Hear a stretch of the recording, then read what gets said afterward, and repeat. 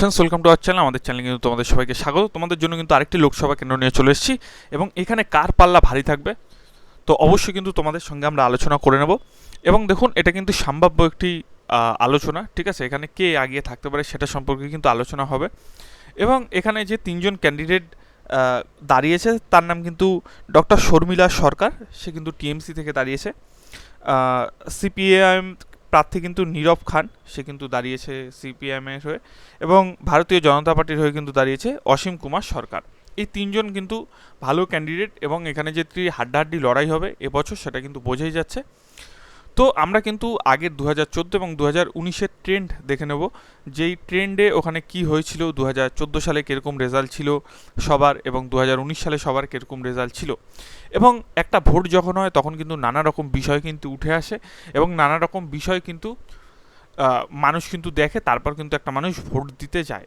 এবং ভোট কিন্তু হয় সবসময় মনে রাখবেন, যখন বিধানসভা নির্বাচন হয় তখন কিন্তু মুখ্যমন্ত্রী পদপ্রার্থী যে হয় তার মুখ দেখে কিন্তু হয়, আবার লোকসভার ভোট যখন হয় তখন কিন্তু যে প্রধানমন্ত্রী হবে তার মুখ দেখে কিন্তু হয়। এগুলো কিন্তু বরাবরই কিন্তু হয়ে এসছে।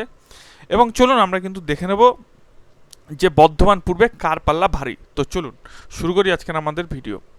দেখুন, আমরা যদি একটুখানি 2014-এর ট্রেন্ড দেখে নিই তাহলে আপনারা দেখতে পারবেন 2014 কিন্তু টিএমসি কিন্তু জয়লাভ হয়েছিল এই লোকসভা কেন্দ্র থেকে। এবং জয়ীর নাম কি ছিল? সুনীল কুমার মণ্ডল কিন্তু ছিল। সে কত ভোট পেয়েছিল? সে কিন্তু পেয়েছিল 5,74,560টি ভোট পেয়েছিল, যা কিনা ভোট পার্সেন্টেজে 43.50%। ফার্স্ট রানার আপ হয়েছিল কিন্তু ঈশ্বরচন্দ্র দাস, সে কিন্তু সিপিএমের হয়ে দাঁড়িয়েছিল এবং সে কিন্তু ভোট পেয়েছিল 4,60,181টি ভোট পেয়েছিল, যা কিনা ভোট পার্সেন্টেজে 34.84%। প্রায় 9% ভোটে কিন্তু এখানে বলাই যায় যে জিতেছিল সুনীল কুমার মণ্ডল।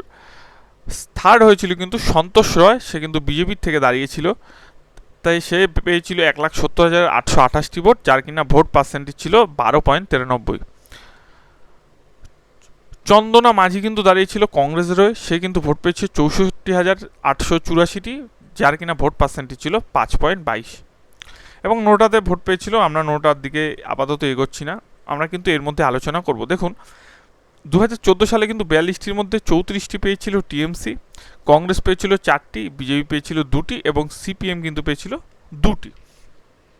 এবং আরেকটি গুরুত্বপূর্ণ বিষয়, যে এখানে যে ভোট হয়েছিল সেখানে কিন্তু আমরা এমনি দেখতে পাচ্ছি যে টিএমসি কিন্তু উইন হয়েছিল এবং সেই সময় কিন্তু একটি হাওয়া ছিল, তার জন্য কিন্তু সেটাও কিন্তু একটা ভ্যারি করে সবসময়। এবং এখানে কিন্তু মনে রাখবেন 2014 সালে জিতেছিল। এবং আরেকটি কথা মনে রাখার, যে 2014 সালে কিন্তু প্রথম কিন্তু নরেন্দ্র মোদী সরকারও প্রধানমন্ত্রী হিসাবে এসেছিল। এবার আমরা সেকেন্ড তরফে চলে যাচ্ছি। এখানে যদি একটুখানি চান, এখানে দেখবেন যে টিএমসি কীভাবে তার ভোটটা বাড়িয়েছে। দেখুন, এখানে 5,74,000 ভোট তো 2014 সালে। 2019 সালে দেখুন 6,40,000 কিন্তু ভোট হয়ে গেছে, যা কিনা ভোট পার্সেন্টেজে 44.52%। আবার আপনারা যদি দেখেন, ঈশ্বরচন্দ্র দাস কিন্তু দাঁড়িয়েছিল সিপিআইএম ক্যান্ডিডেটের, যে কিনা পেয়েছিল 4,60,181টি ভোট পেয়েছিল, 34.84% যার ভোট পার্সেন্টেজ ছিল, তার কিনা ভোট কমে আবার হয়ে গেছে 1,75,000। ঠিক আছে, এই 1,75,000 যে ভোটটা পেয়েছে, এই 1,75,000-এর মতো ভোট কিন্তু আগেরবার বিজেপির ছিল। এই দেখুন, 1,70,000 ভোট কিন্তু 2014 সালে বিজেপির ছিল, তার থেকে 5,000 বেশি পেয়েছে কিন্তু সিপিএম 2019-এ। তারপর দেখুন, সিপিএম যে 4,60,000 ভোট পেয়েছিল, এটি কমে হয়েছে কিন্তু 1,75,000। এবং যেই বিজেপি পেয়েছিল 1,70,000, সেই বিজেপির ভোট কিন্তু 2019 সালে হয়েছিল 5,51,000।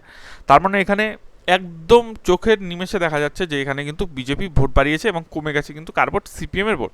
তার মানে আমরা এখান থেকে ধরতেই পারি যে এই ভোট এখানে কিছু শিফট হয়েছে, অর্থাৎ সিপিএমের যে এইদিকের ভোটগুলো, কিছু ভোট কিন্তু এদিকে কিন্তু জনতার রায় যখন চেঞ্জ হয়েছে তখন কিন্তু এদিকে কিন্তু 2019 সালে কিছু ভোট গেছিলো। কিন্তু এখানে আরেকটি উল্লেখযোগ্য বিষয় আপনারা একটু লক্ষ্য করে দেখতে পারবেন, টিএমসির ভোট কিন্তু কমেনি। টিএমসির ভোট কিন্তু কখনোই কমেনি, এখানে টিএমসির ভোট কিন্তু উল্টে বেড়ে গেছিলো। ঠিক আছে, টিএমসির ভোট কিন্তু প্রচুর হয়েছিল, যেন কিনা 6,40,000, অর্থাৎ আগে যেটা মার্জিনে এসেছিল সেখান থেকে কিন্তু আরও মার্জিন কিন্তু বাড়িয়েছে তৃণমূল। এবং বিজেপির এখানে কিন্তু কংগ্রেসের ভোট অনেক কমেছিল, 38,000 হয়েছিল এবং নোটায় কিন্তু 10,000 ভোট পেয়েছিল। এখান থেকে একটা উল্লেখ্য বিষয় আমরা কিন্তু আলোচনা এদিকে করতে পারি যে সিপিএম এর কিন্তু কিছু ভোট বিজেপিতে কিন্তু এদিকে কিন্তু শিফট হতে হয়ে যাচ্ছে, কিন্তু টিএমসি কিন্তু আমরা যে আগের যে আলোচনাগুলো করেছি, আমার ভিডিও যারা প্রত্যেকদিন দেখে একটা জিনিস আপনারা একটুখানি লক্ষ্য করে দেখবেন, টিএমসি কিন্তু টিএমসির ভোট ঠিক সব জায়গায় কিন্তু ধরে রেখেছে, ঠিক আছে, টিএমসির ভোটটা কিন্তু ধরে রেখেছে, শুধুমাত্র সিপিএম আর বিজেপির যে ভোট ছিল সেই ভোটটা কিন্তু কিছু অংশে কাটাকাটি হয়েছে, এটা কিন্তু বোঝা যাচ্ছে। এবং এইবারও যদি সেটি হয় তাহলে কিন্তু কিছু ক্ষেত্রে বিজেপি এগিয়ে যায়, কিন্তু এই জায়গায় শক্ত ঘাঁটি তৃণমূলের একটা, এটা বোঝাই যায়, সেই ক্ষেত্রে কিন্তু তৃণমূল কিন্তু এখান থেকে আগিয়ে থাকবে অনেকটাই। আরেকটি জিনিস বিষয় দেখুন, 2019 সালে কিন্তু 42টির মধ্যে 22টি পেয়েছিল তৃণমূল কংগ্রেস, 18টি পেয়েছিল হচ্ছে বিজেপি, এবং কংগ্রেস পেয়েছিল 2টি, এবং বামফ্রন্ট কিন্তু বা সিপিএম কিন্তু একটি ভোটও একটা সিটও পায়নি। এবার কথা হচ্ছে কি, কে জিততে পারে এই তিনজনের মধ্যে, বা কার পাল্লা ভারী থাকতে পারে? দেখুন, সম্ভাব্য একটি আমরা আলোচনা করব যে সম্ভাব্য কে এগিয়ে থাকতে পারে, তারপর আমরা কিন্তু একটা জিনিস বলছি যে ভোট এমনই একটা জিনিস, অনেক কিছু কিন্তু ইস্যু নিয়ে ভোট হয়, ঠিক আছে, কেন্দ্রীয় সরকার কি কি করেছে, কি কি স্ক্যাম করেছে বা কি কি ভালো করেছে, রাজ্য সরকার কি কি স্ক্যাম করেছে, কি কি ভালো করেছে, সব মিলিয়ে কিন্তু একটা ভোট হয়, ঠিক আছে, সব মিলিয়ে কিন্তু একটা ভোট হয়। তারপরে নির্ভর করে যে যখন আগের বছর সেই ক্যান্ডিডেট কি কি কাজ করেছে একটা মানে একটা লোকসভাতে, তার কাজ করার মানে কি কি কাজ করেছে, মানুষের সব কিছু ঠিকঠাক করতে পেরেছে নাকি, সব কিছু নিয়ে কিন্তু একটা ভোট কিন্তু হয়। এখন দেখা যাচ্ছে যে এই বর্ধমান পূর্বে কিন্তু টিএমসির পাল্লা বরাবরই একটু ভারী থাকছে। এবার আমরা বলতে পারি এই বছর কাল পাল্লা ভারী থাকে। দেখুন, এই বছর কিন্তু আমরা এটুক বলতে পারি যে টিএমসি যে প্রার্থী দাঁড়িয়েছে ডক্টর ডক্টর শর্মিলা সরকার, তার পাল্লা কিন্তু একটু ভারী থাকবে, এটা কিন্তু আমরা বলতে পারি। এর পাল্লা কিন্তু এবারও কিন্তু একটি ভারী থাকবে, অর্থাৎ টিএমসির পাল্লা কিন্তু একটি ভারী থাকবে। এখন দেখুন, ভোটের রেজাল্ট যা খুশি কিন্তু হতে পারে, যখন তখন যার পাল্লা ভারী হয়ে যেতে পারে, কিন্তু আসল পাল্লা কিন্তু দেখা যাবে জুন মাসের 4 তারিখ, যে আসল 4 তারিখে কী রেজাল্ট হচ্ছে আমরা সেদিকে কিন্তু অবশ্যই নজর রাখবো। কিন্তু আপাততের জন্য আমরা এটুকুই বলতে পারি যে এদিকে কিন্তু টিএমসির হাওয়ার কিন্তু একটুখানি পাল্লা ভারী থাকবে, এটুকু কিন্তু বলাই যায়। ভিডিওটি কেমন লাগলো জানাবেন, ভালো লাগলে কিন্তু চ্যানেলটি সাবস্ক্রাইব করবেন। ধন্যবাদ।